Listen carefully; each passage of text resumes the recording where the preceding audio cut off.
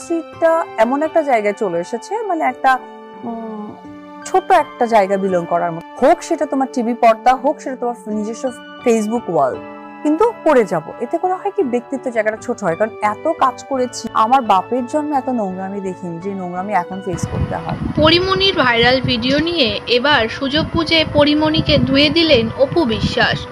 অপু বিশ্বাস বাংলাদেশের প্রথম সারির অভিনেত্রী, অন্যদিকে পরিমণিও কিছু কম যায় না। দুই নায়িকার মধ্যে খুবই মিল ছিল একটা সময়, তবে হঠাৎই পরিমণি খোঁচা মারে অপু বিশ্বাসকে।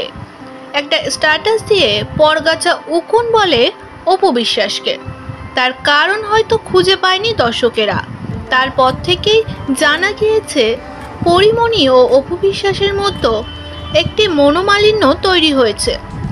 হঠাৎই পরিমণির ফেসবুক পেজে একটি নাচের ভিডিও শেয়ার করে নিয়েছে অভিনেত্রী পরিমণি নিজেই, যেই ভিডিও দেখে হাসি থামে না দর্শকদের।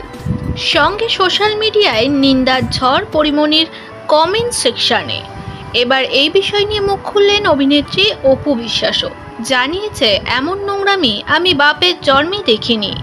অনেক বছর ধরে আমি ইন্ডাস্ট্রিতে কাজ করছি, তবে এখন যেসব জিনিস ফেস করতে হয়, সত্যি বলতে ইন্ডাস্ট্রিতে আর থাকতেই মাঝে মাঝে ইচ্ছা করে না। কাছের মানুষগুলো এত নোংরা হয়ে গেছে যেগুলো চোখে দেখা যায় না। ভিডিওটা দেখে যে কেউ নিন্দনীয় কথা বলবে, তাই অপু বিশ্বাসও বাদ গেলেন না।